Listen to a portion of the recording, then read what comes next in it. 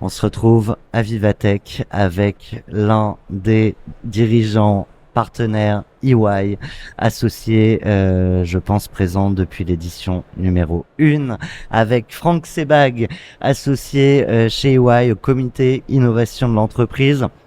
Et celui qui, pendant des années, a fait le rapport d'étonnement de ce qu'on pouvait trouver à Vivatech. On va ensemble parler attractivité, on va parler souveraineté, on va sûrement parler cyber et évidemment, étonnez-vous, on va parler d'IA. Bonjour Franck. Bonjour. Question avant de lancer, on parle toujours des Big Four. Je me suis toujours demandé combien vous étiez sur le podium ou juste après. On est Big Four, donc on est 4 sur ce marché.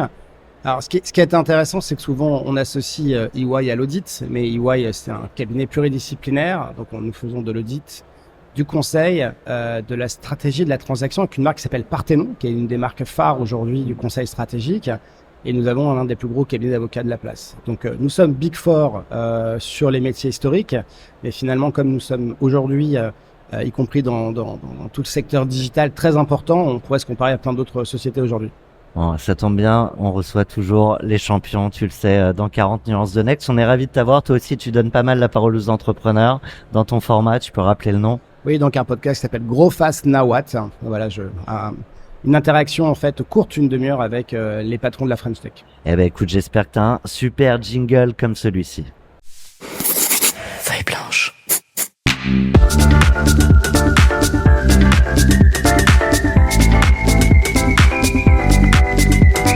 40 nuances de Next. On avait envie de te faire venir, Franck, pour un récap partagé au plus grand nombre. Certains ont peut-être eu l'occasion de t'entendre ou d'entendre EY, mais pour celles et ceux qui ne l'auraient pas entendu, je veux bien qu'on parle de votre baromètre sur le capital risque. Quels enseignements? Je crois aussi que vous avez fait un rapport sur l'attractivité de la France qui est sorti récemment, donc ouais, on veut tout savoir. Ouais, merci. Oui, donc effectivement, on publie un baromètre du capital risque qui est une forme de pouls en fait de la French Tech. Donc ce sont des publications qui sont deux grosses annuelles et puis trimestrielles. On avait vu à la fin de l'année 2024 une première tension qui date d'ailleurs depuis 23, puisque ça fait 2 ans que la French Tech souffre. Donc l'an passé... Premier enseignement, c'est dur. Premier enseignement, c'est dur. C'est dur, pourquoi? Parce qu'on a tout autant de levées, mais en fait on lève moins, les valos sont moins importantes. Et donc c'est plus dur. Vous vous souvenez qu'on avait eu un pic dans la French Tech à la fin de l'année 2021 dans lequel en fait on avait un maximum de levées. Et puis ça a commencé à décroître. La French Tech s'est mis en body summer. Ça fait 2 ans, c'est long pour un body summer. Donc essayer de garder de la croissance, mais trouver de la profitabilité. Donc on pensait que ça allait repartir. Évidemment. Pas mal de données exogènes, on a les guerres, on a la politique française, et donc très difficile en fait ces derniers temps. Quand on est en mode buddy summer, à un moment on voit quand même qu'il y a des muscles.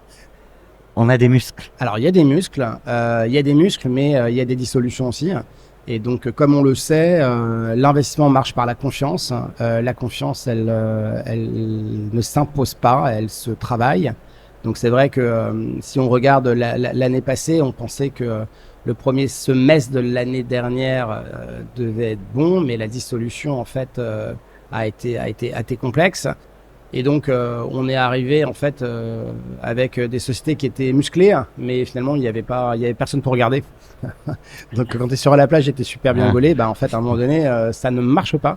On est bien des fois seul sur la plage, mais pas quand on parle de business. Exactement.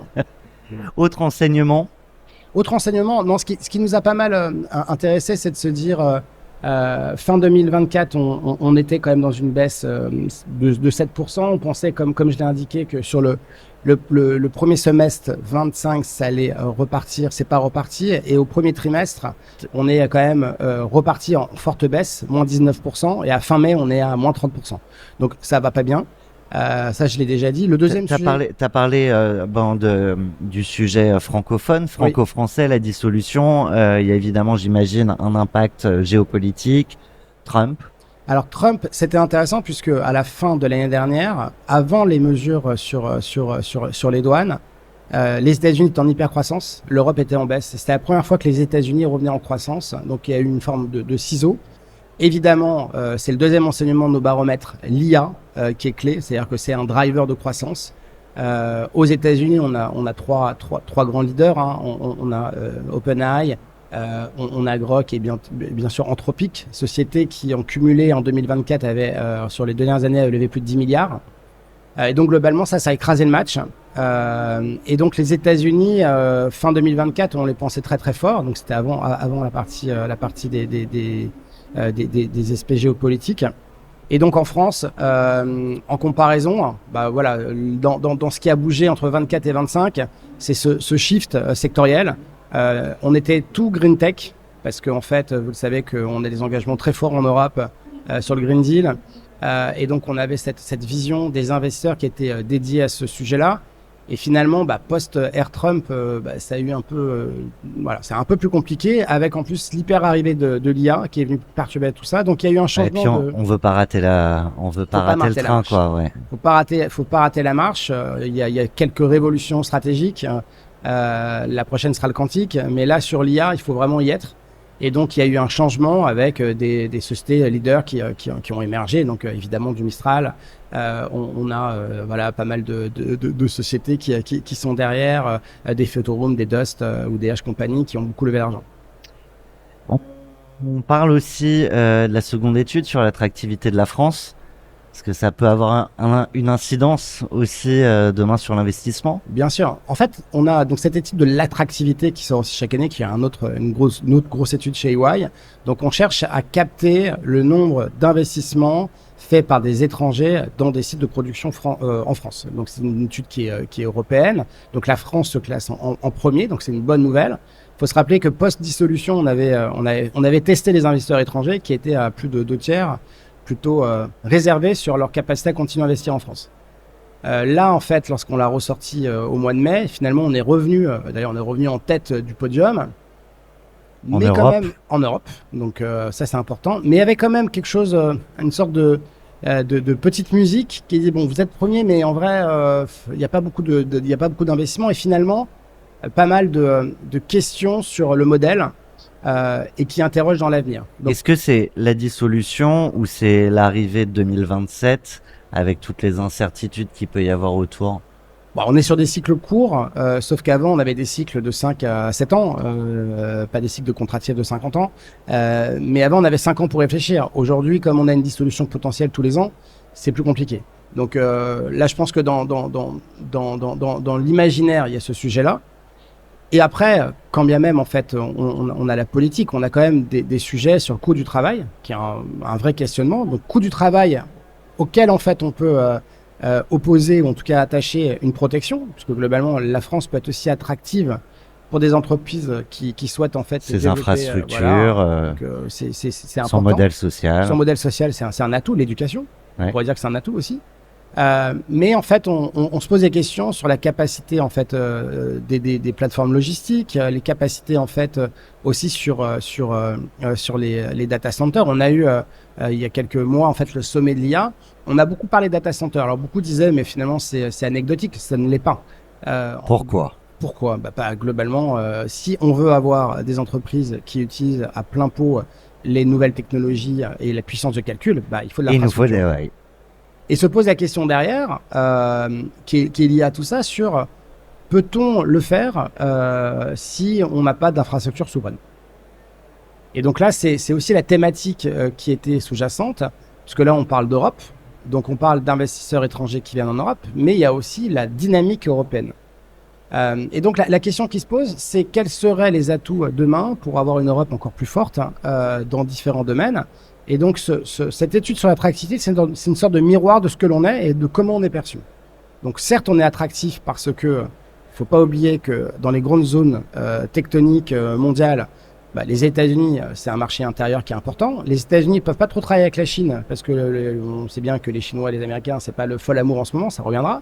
Et donc, pour les Américains comme pour les Chinois, le marché le plus important, le plus éduqué, avec plus d'infrastructures, c'est l'Europe.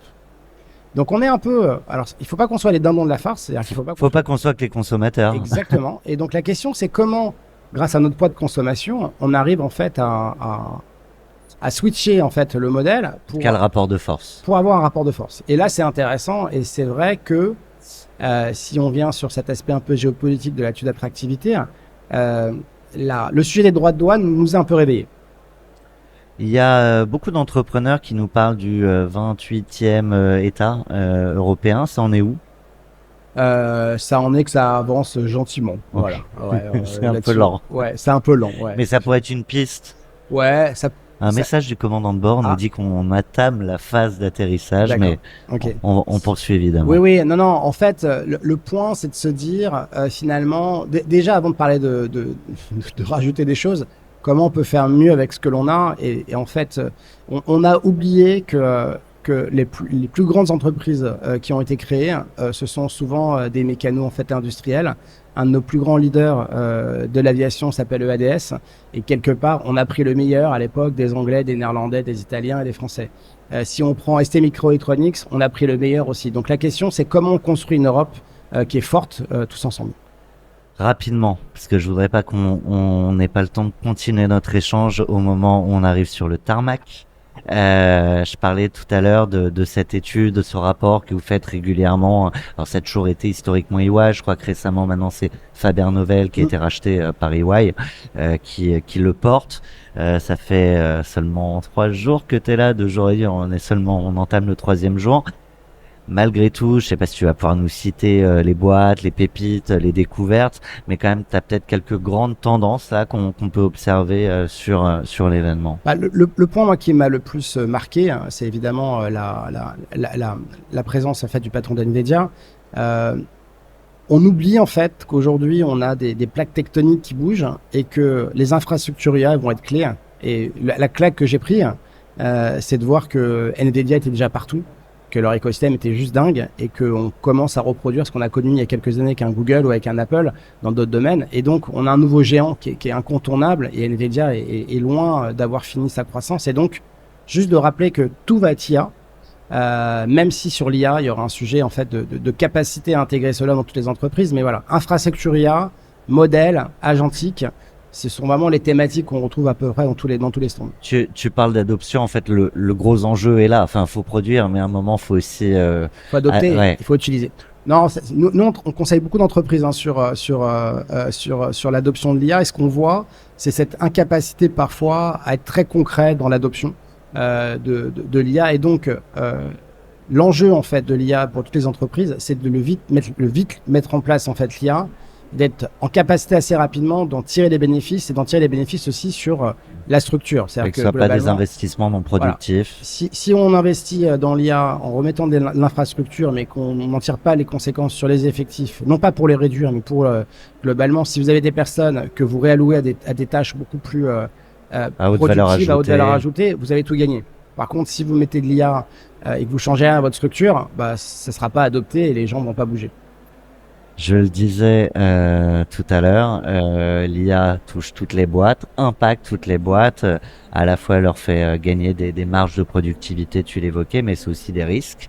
Je te propose, je crois qu'on a une question qui nous vient de l'autre côté de la galaxie. Tu peux prendre ce téléphone, Okay. colle-le à ton casque, hein, c'est Hollywood. Ça marche sur le casque. Okay, ça ne passera pas dans le téléphone. C'est Bluetooth. Et on y va. Plein d'incertitudes, l'avenir est fait. Trouver l'équilibre, tu devras. Aujourd'hui te préparer, il te faut. Quel nouveau défi affronter tu devras. Alors les nouveaux défis, mais les nouveaux défis pour une boîte comme EY, tu peux raccrocher, il se vexera pas. Okay. T'as dit bonjour? J'ai dit bonjour, ouais, bien sûr. Je lui ai laissé mon téléphone. Ouais, le sujet c'est quel défi pour vous? Tu le disais, enfin je le disais, tu es au comité innovation EY. Bah, le défi, hein, c'est assez simple, hein, c'est de trouver. Donc, EY a investi l'année dernière, on a lancé 1,5 milliard d'investissement dans l'IA au niveau mondial. Donc, c'est clé. Dans les métiers en fait de prestations intellectuelles, il faut qu'on aille vite. Nos clients en fait voient bien que l'IA va changer les choses. Et notre vrai sujet, c'est comment. Je veux bien qu'on parle du risque, qu'on parle d'abord du risque et alors, en fait pourquoi il faut bouger. D'accord. Bah, le risque, il est assez simple. Hein. Nos métiers peuvent disparaître. C'est de faire partie du Big 100, voilà, c'est ça. du Big 1000. C'est-à-dire qu'on veut pas être le Kodak. Voilà, on veut pas en fait disparaître. Pour les plus jeunes auditeurs et spectateurs. Kodak faisait des pellicules et à un moment donné, le numérique est arrivé et ils ont disparu en voulant toujours vendre des pellicules. Et Photo. Photo. Voilà, c'est ça. Pardon. On est très très vieux, c'est pour ça. Et donc, dans la mesure où on voit bien la disruption que pourrait apporter l'IA sur le conseil, sur la comptabilité, sur le droit, on est en obligation de trouver des solutions agiles. Et donc, notre enjeu, c'est quoi? C'est de gérer le risque par rapport à ça. Globalement, vous savez que nous travaillons avec des données sensibles. Donc, on ne peut pas mettre nos données dans des IA qu'on n'a pas vérifiées, en tout cas dans des agents. Donc, on a un sujet de cybersécurité qui est énorme. Ouais. Et pour tester certaines startups, elles ont un parcours du combattant pour pouvoir travailler avec nous, mais pour les bonnes raisons, parce qu'on le doit à nos clients, côté EY. Et la deuxième chose, c'est comment en fait cela va modifier en fait nos recrutements. Et donc aujourd'hui, on a des gros débats entre l'ARH et l'innovation pour se dire, mais globalement, si on fait ça, qu'est-ce que cela veut dire sur les recrutements à 5 ans? Et le point 3, convaincre aussi les opérationnels de ne pas passer par des gentils collaborateurs qui sont à côté. On avait déjà offshoré une partie des ressources, mais comment en fait passer dans un modèle où on va être chef d'orchestre de super agents. Aujourd'hui, on avait beaucoup de juniors. De super agents IA. IA, ouais, c'est ça. On va être, en fait, demain, le super consultant va être un super chef d'orchestre d'agentique. J'en suis persuadé. En fait, aujourd'hui, moi, j'utilise l'IA. Pour remonter très vite les bonnes informations et par contre, peut-être permettre de trancher. Tout à fait. Conseiller. Aujourd'hui, nous avons développé chez EY un chat GPT interne qui s'appelle EYQ, avec des requêteurs, des prompts qui sont canons. Et donc, moi, je passe pas une journée, voire une demi-journée, voire 2 heures, sans interagir avec un agent quelconque. Donc, on a plein d'agents, on a des agents partout. Et donc, l'enjeu, c'est d'être en capacité que tous nos collaborateurs aient la bonne capacité à transiger. Et on se rend compte que les plus jeunes ne sont pas forcément les plus prompts à aller sur ce type d'outils. Un taux de fiabilité qui peut monter parfois à 96-97%, ça restera toujours mieux que l'humain, ou à la fin, le risque aussi de devenir seulement un super orchestrateur d'agents, c'est en fait d'en oublier sa propre intelligence, sa propre intuition, avec cette idée que parfois des choses qu'on a codées au départ ne sont plus vraies demain. Alors, il y a un truc très vrai, c'était dans le bouquin de Yuval Harari, Homo Deus, que je vous conseille de lire, où on se posait la question de qui programme l'IA. Je sais pas, en 2 secondes, il y a ce fameux exemple de la voiture en fait autonome qui doit faire le choix entre, vous savez, le ballon qui passe, la vieille dame ou le jeune enfant qui traverse. Que dois-je faire? Est-ce que j'écrase l'enfant? Est-ce que j'écrase la vieille dame? Mais l'enfant, peut-être qu'il a pas d'assurance et qu'il est orphelin, donc finalement, j'aurai pas de procès. La vieille dame, c'est la mère en fait de Bill Gates, donc ça va être compliqué. Et en fait, Yuval Harari dit, mais il y a quand même une autre option. On peut en fait faire foncer la voiture dans le mur. Et la question, c'est qui a programmé en fait l'IA? Est-ce que c'est l'assureur? Est-ce que c'est le conducteur, le concessionnaire? Voilà, ou est-ce que c'est un Indien pour qui en fait un bouddhiste qui pourrait te dire, mais la vie, pas la vache. Voilà, pas la vache, mais le mur, toi, tu peux t'auto-détruire. Et donc je reviens à ça, c'est-à-dire qu'on peut pas avoir une fiabilité totale sur l'IA. Et il y a des tests qui ont été faits. Un bon consultant qui utilise une bonne IA sera meilleur. Un mauvais consultant qui utilise de l'IA sera pas meilleur, parce que ça sera idiot ce qui va sortir. Eh ben, ce qui était pas idiot, c'est notre échange. Un grand merci pour ta présence, Franck. Merci. À très bientôt, j'espère. Merci, à bientôt. Et bon Vivatech à merci. Toi, à vous. Merci de nous suivre. Et si vous nous découvrez grâce à Franck, pensez à vous abonner à nos formats.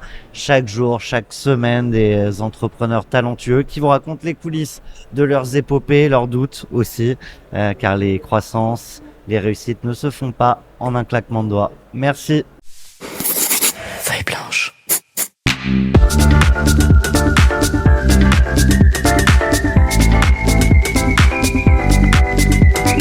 40 nuances de Next.